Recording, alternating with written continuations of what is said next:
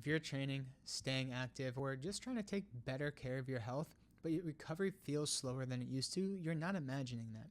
Most people will blame things like their age, declining hormones, or just a lack of motivation, but in reality, recovery comes down to one simple question. Does your body have the raw materials and the building blocks it needs for adaptation?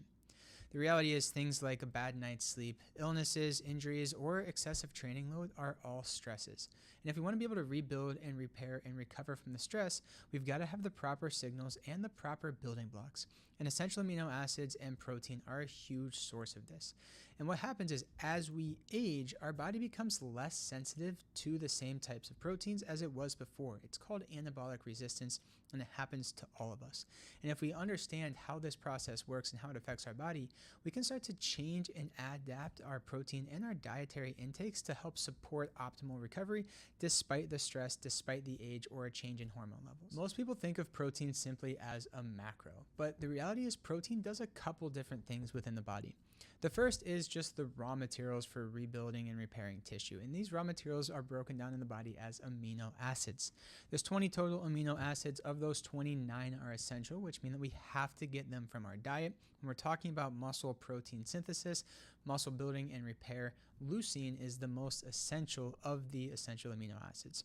The other 11 are non-essential, which means that the body can produce them on its own. We don't have to get them from the diet, although getting more of those non-essential amino acids from the diet, of course, will benefit you. The other part of protein intake is that protein acts as a signal for the body that tells it it's safe to rebuild, adapt, and repair.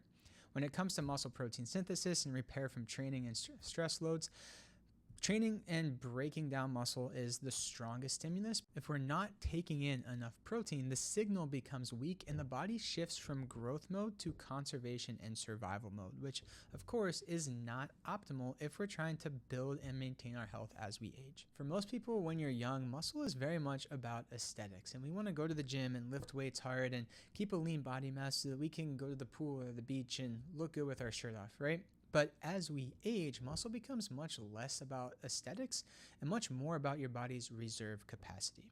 And one of my favorite quotes is that muscle is metabolic currency as we age.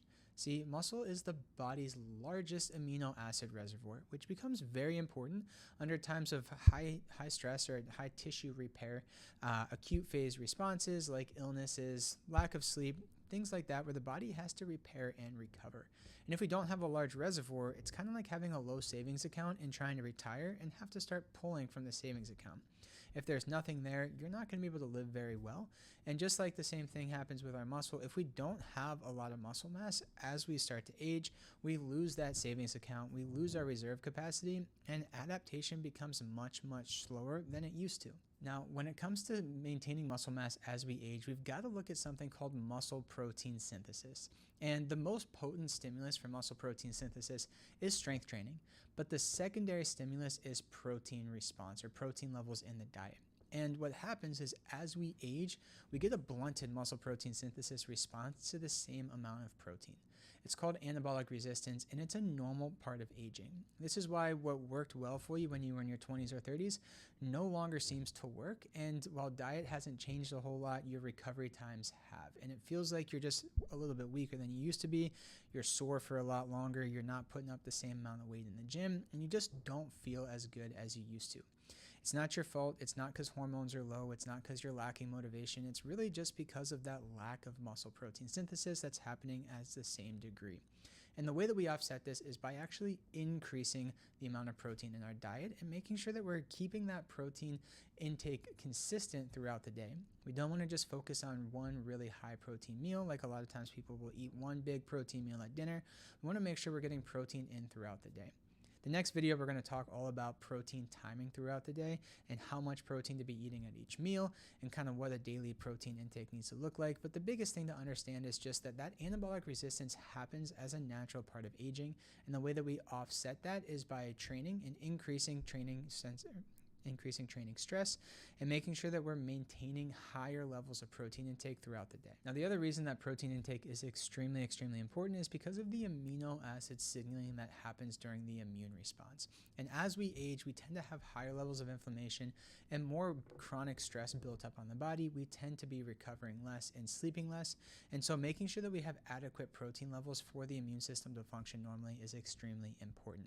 And we know this because the ICU guidelines actually increase almost double what the RDA is for protein. Now, we're not always in the ICU, we're not all fighting critical illness, but we do know that if the ICU guidelines recommend double the amount of protein as the normal everyday person, that protein is extremely important for battling chronic illness or acute infections. So making sure that we're maintaining high levels of protein is extremely protective for the body and supportive for the immune system.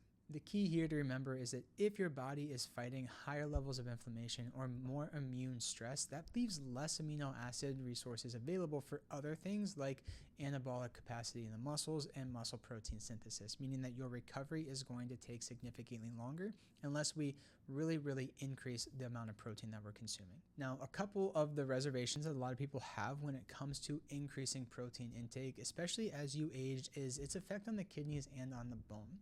Now, people with kidney damage do need to be a little bit careful of the protein intake that they're consuming. However, research has found no credible evidence to point to kidney damage in healthy individuals without underlying kidney issues from an increase in protein. So if you don't have kidney issues already, then increasing your protein is not something that we necessarily need to be aware of. Now, the other one is that protein leaches calcium from your bones and causes bone density issues, which of course is something that we need to be concerned about as we age. However, what the research actually points to is that increased protein in the diet actually has positive effects on bone density. One of the biggest reasons for this is that proteins and amino acids are what form the scaffolding within the bones that the minerals attach to, and it actually can help to create stronger bones. And having less protein in the diet can actually weaken your bones. Now, the biggest takeaways from this video are just that as you age, your protein requirements change significantly, and the amount of protein that you consumed when you were in your 20s or 30s is not going to cut it as you start to age. We need to significantly increase our protein intake. The other thing that we need to keep in mind is that protein is a signal for the body, and we need to have that signal throughout the day. So eating one big meal with protein at the end of the day is not going to cut it. We want to make sure that we're increasing protein throughout the day in every single one of our meals. And the last thing to remember is that when it comes to maintaining healthy levels of muscle mass, the most important stimulus for building muscle and muscle protein synthesis is strength training. So we have to make sure that we have a strong strength training plan in place. We cannot just rely on protein from the diet to do all the work. Dietary protein intake is secondary. And so it's important we get that good strength training. And then it's also important that we understand that as we age, we get anabolic resistance. And it's just something that happens. There's nothing we can do about it. But increasing protein signals throughout the day in the diet becomes extremely important for maintaining good muscle mass. If you want more specifics on how much protein to have at each meal, how much protein to shoot for throughout the day, then like and subscribe this video. In my next video I'm going to be posting, we're going to talk all about specifics for dietary meal requirements for protein at different age groups and how much protein to target throughout the day based on your body weight. Hope this video was helpful. If you have questions, drop them in the comments below. I love to see what you guys are thinking, what you're struggling with, and I'd love to provide answers on this stuff for you in the future.